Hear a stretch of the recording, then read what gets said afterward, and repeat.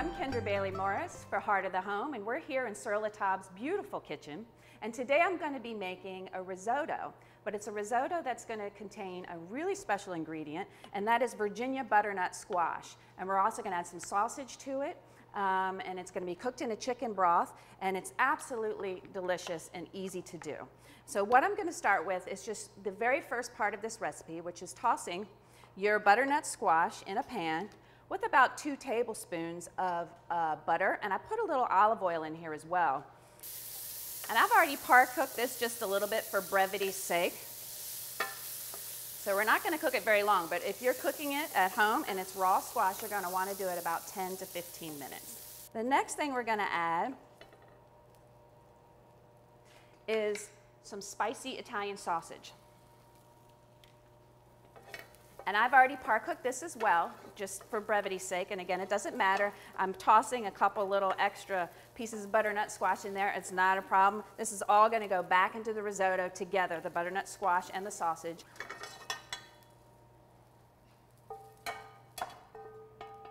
Okay. Now what's important to remember when you're making risotto is to do all this ahead of time. Don't skip these steps. Now I'm going to add a little bit more olive oil to my pan. And I'm going to, technically right now you would be sauteing some onions, but I've already sauteed them a little bit. Again, so we can keep on moving here.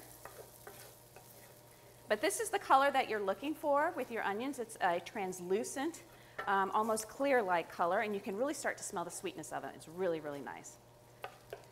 I've mixed a little sage in it as well. You can mix rosemary or any other herb. Just don't put a delicate herb in there like basil or anything that will fall apart. We've got about another 20 minutes of cooking time to go once I put the rice in, which I'm going to do now. I've got 2 cups of arborio rice. And arborio rice is an Italian-style rice that's very, very starchy, and it's kind of it's a short grain rice. So I'm going to saute this around, and once you start risotto, what you're looking for is a toasting of the rice. So right now, I'm getting a little bit of toasting going. I'm going to turn my pan up just a hair. And when you can hear the rice popping and sizzling, you want to do that for about 1 or 2 minutes. That's what you want. That's what you're looking for.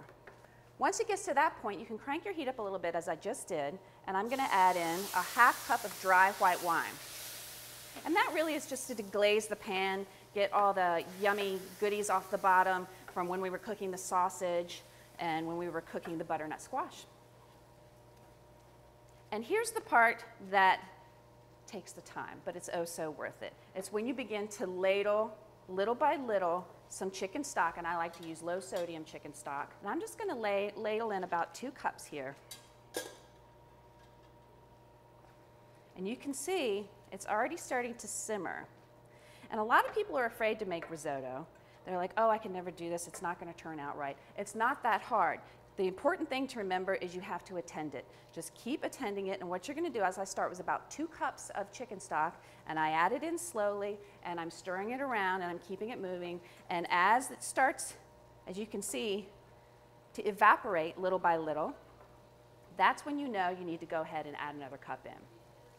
And we're going to do this repetitively for about 15-20 minutes. If you're at home and you've got your family, you can pass it off to a family member and get them to help you out a little bit. But what's important is you want to make sure that your rice is nice and tender, not soft. It's not supposed to be mushy. It's supposed to be al dente like pasta. So I'm going to do this for about another 15-20 minutes, and we'll pick it up from there.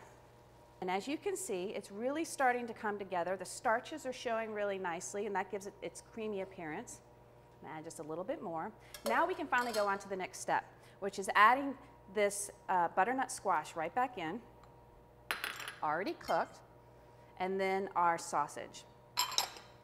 And I'm going to stir this around, and you're really on the final stretch here when you get to this, so you want to have your bowls ready. I'm going to give this a little bit of black pepper, and now that we're at the final stretch, I'm going to turn my heat down. And this is looking pretty much done. If you find that your liquid is absorbing faster than you would like it to, you can just add a tiny bit more in. I'm going to do that because I'm going to add some cheese, and that's going to thicken it up. All right, I am taking this off the heat.